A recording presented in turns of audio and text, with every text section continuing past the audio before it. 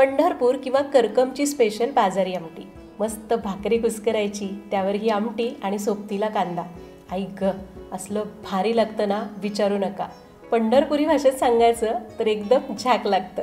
तसं तर बाजारी आमटी बऱ्याच प्रकारे करतात, पण आज तुम्हाला 20 वर्षांपूर्वी माझ्या ही ऑर्डरसाठी जशी करायची ना, तशीच बाजारी आमटीची रेसिपी सांगणार आहे.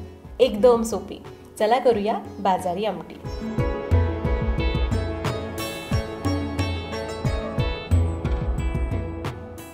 नमस्कार, सरिताच्या स्वयंपाकघरात म्हणजेच आपल्या सरिताज किचनमध्ये आज आपण खूप रिक्वेस्ट केलेली रेसिपी पंढरपूर किंवा करकमची स्पेशल बाजारी आमटी कशी करायची ते बघणार आहोत. आता याला बाजारी आमटी नाव हे का पडलं तर मी त्याच भागातली आहे, म्हणजे पंढरपूर जवळ सांगोला. आणि एक उडत उडत ऐकलेली कहाणी अशी की याला बाजारी आमटी असं नाव काय, तर असं मी ऐकलंय की सोलापूर भागामध्ये किंवा सोलापूरच्या बाजारामध्ये खूप वेगवेगळ्या गावातनं व्यापारी यायचे आणि त्यावेळी त्यांना खाण्यासाठी म्हणून त्यांनी बनवलेली रेसिपी, सगळ्या डाळी एकत्र करून केलेली आमटी ती इतकी मस्त झाली आणि एकदा खूप फेमस झाली, म्हणूनच या आमटीला बाजारी आमटी असं नाव पडलं. आता ही कहाणी किती खरी हे मला माहिती नाही, पण याला बाजारी आमटी म्हणतात.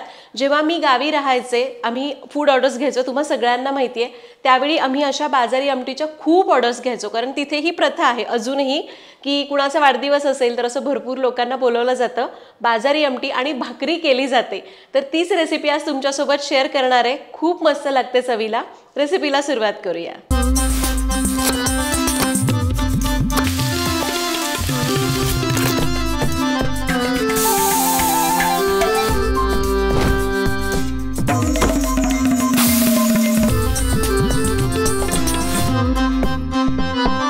बाजारी आमटीसाठी साहित्य काय लागणार आहे ते आधी सांगते.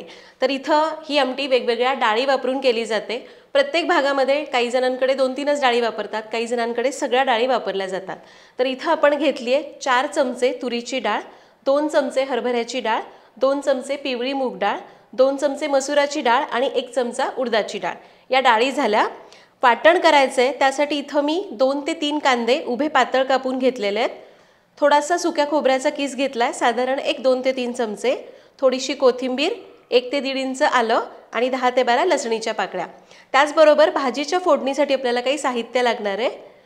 पाव चमचा हिंग, अर्धा चमचा जिरं, पाव चमचा हळद, थोडासा 1 चमचा गरम मसाला, 1 ते 1.5 चमचा मिरची पावडर, 2 चमचे सोलापुरी काळं तिखट किंवा तुमचा साठवणीचा मसाला वापरू शकता आणि चवीप्रमाणे मीठ.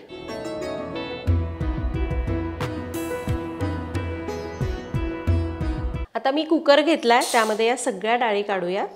इथं मी कुकरमध्ये डायरेक्ट शिजवते. तुम्ही जर कुकरच्या डब्यात आपण डाळ भात शिजवतो तसं शिजवलं तरी चालेल. बऱ्याच जणांकडे या डाळी पहिल्यांदा भाजल्या जातात, गार करून स्वच्छ धुतात आणि मग शिजवतात. तुम्ही तसंही करू शकता. या डाळी मी अशाच वापरते. याला स्वच्छ धुवून घेऊ. तर डाळी मी कुकरमध्ये स्वच्छ धुतल्या, त्यातच साधारण वर इंचभर येईल एवढं पाणी घातलं. यामध्ये घालूयात 1 चमचा तेल, म्हणजे डाळी मऊ शिजतात आणि कुकरमधनं उतू पण जात नाही. कुकरचं झाकण लावून याच्या 3 शिट्ट्या करू. तर डाळी शिजतायत तोवर आपण याचं वाटण करूयात. तर पॅन गरम करायला ठेवलाय, त्यामध्ये चमचाभर तेल घ्यायचं आणि हे आपलं सरिताज किचनचं लाकडी घाण्याचं तेल आहे बरं का, जे शुद्ध पारंपरिक कोणतेही केमिकल्स न वापरता काढलेलं आहे. एकदा वापरून बघा, ऑर्डर करण्याची लिंक डिस्क्रिप्शन बॉक्समध्ये दिलेली. तर तेल हलकंसं तापलं की यामध्ये घालूयात उभा पातळ चिरलेला कांदा आणि कांदा असा तांबूस रंगावर परतून घेऊ. तर कांदा बघा असा तांबूस तांबूस होत आला. आता मी साहित्यात सांगायचं विसरले, पण यामध्ये टोमॅटो सुद्धा घालतात. तर 1 टोमॅटो घातलाय. काही भागांमध्ये नाहीच घालत, तुम्हाला नसेल घालायचा तरी चालेल. आता कांद्याबरोबर टोमॅटो सुद्धा 1-2 मिनिटं भाजून घेऊ. तर टोमॅटोही भाजून झालाय. गॅस बंद करूयात आणि याला पूर्ण गार होऊन देऊ. तर इकडे आपलं भाजून घेतलेला कांदा टोमॅटो पूर्ण गार झालाय. आता आपण वाटण करतोय. मिक्सरच्या भांड्यात घ्यायचंय आलं, लसूण, सुकं खोबरं आणि थोडीशी कोथिंबीर. पाणी न घालता याला जाडसर वाटूया. तर हे बघा, हे वाटण तयार झालं. सोलापूर भागामध्ये बऱ्याच भाज्यांमध्ये हे वाटण वापरलं जातं. आता भाजून घेतलेला कांदा आणि टोमॅटो मी मिक्सरच्या भांड्यात काढलाय. थोडंसं पाणी घालू आणि याला बारीक वाटून घेऊ. तर हे बघा, आपली कांदा टोमॅटोची पेस्ट तयार झाली आहे. दुसरीकडे आपली डाळ सुद्धा चांगली शिजली आहे, कुकरची वाफ जिरली आहे. याला थोडंसं घोटून घेऊया. खूप अगदी मौसूद घोटण्याची गरज नाहीये, कारण ही आमटी आहे ना खूप अशी घट्ट नसते. थोडी थोडी डाळ दाताखाली लागते, खास करून चण्याची डाळ. डाळ घोटली आहे, यामध्ये घालूयात पाणी.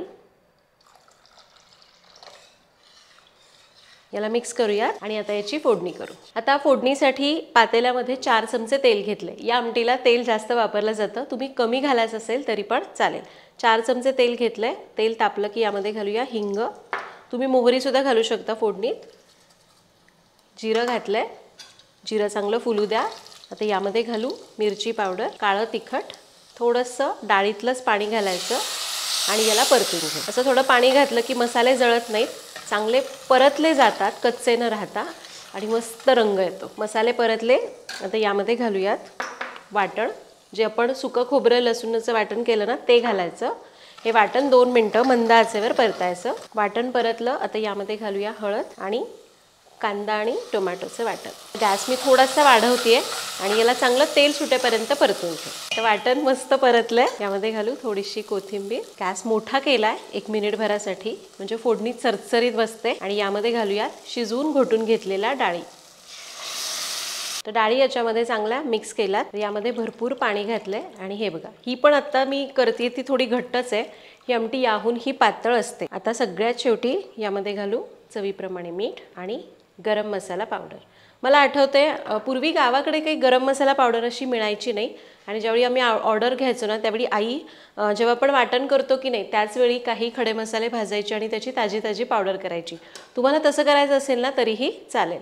आपले मेन खडे मसाले असतात ना ते घ्यायचे आणि थोडेसे गरम करून वाटायचे। याला मिक्स करूयात आणि एक मस्त खळाळून उकळी आणू। तर आमटीला बघा खळाळून उकळी आली आहे आणि याच्यात आपण डाळी वापरतो ना त्यामुळं कट तर खूप आला याच्यावर, पण आमटीला असा फेस पण येतो कारण डाळी आहेत ना त्यामुळं। आता आपण काय करूया, गॅस कमीच ठेवायचा आहे।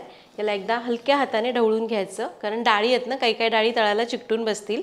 आणि मंद आचेवर 5 ते 7 मिनिटं न झाकता याला शिजवायचं। फक्त आपण काय करायचं, दर थोड्या वेळाने याच्यावरचा फेस आहे ना तो असा हलक्या हाताने ढवळून घ्यायचा, म्हणजे काय हा फेस निघून जातो आणि छान तर्री येते। मंद आचेवर 5-6 मिनिटं न झाकता शिजवून घ्या। तर आमटी मंद आचेवर 5-6 मिनिटं उकळली आणि हे बघा मस्त कट आलेला आहे याच्यावर।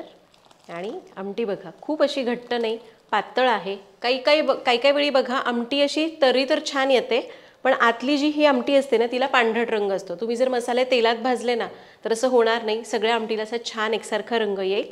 आता वरून घालायची चिरलेली कोथिंबीर आणि गॅस बंद करायचा आहे। आता ही आमटी खातात कशी, तर ही भाकरी बरोबरच भारी लागते। मग ज्वारीची भाकरी घ्या, बाजरीची भाकरी घ्या, मक्याच्या भाकरीसोबत सुद्धा खाल्ली जाते। मला आठवते आम्हाला अशी ऑर्डर यायची तर मला खूप वाईट वाटायचं कारण मला भाकरी करता येत नव्हत्या आणि मग सगळा स्वयंपाक आईला करावा लागायचा। आणि तीच रेसिपी आज मी तुमच्यासोबत शेअर केली आहे। 15 वर्षापूर्वीची गोष्ट सांगते किंवा त्याही आधीची। आम्ही अशा ऑर्डर्स घ्यायचो, त्यावेळी बाजारी आमटी नुकतीच आम्हाला समजली होती, मग आईला ती रेसिपी कळली, मग आम्ही त्याच्या ऑर्डर्स घेतल्या। पण आता ना आजकाल काय झालंय, वेगवेगळ्या ढाब्यांवर सगळ्या पद्धतीचे मसाले याच्यामध्ये घातले जातात।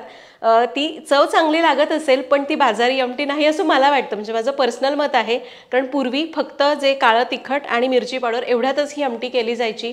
मिश्र डाळी आणि तो गरम मसाला ना त्यामुळे एक वेगळीच चव येते। तर तुम्ही सुद्धा या पद्धतीने ही बाजारी आमटीची रेसिपी एकदा नक्की करून बघा आणि मला न विसरता कमेंटमध्ये सांगा की रेसिपी कशी वाटली। पुन्हा भेटूयात अशाच एका नवीन व्हिडिओमध्ये, तोपर्यंत धन्यवाद।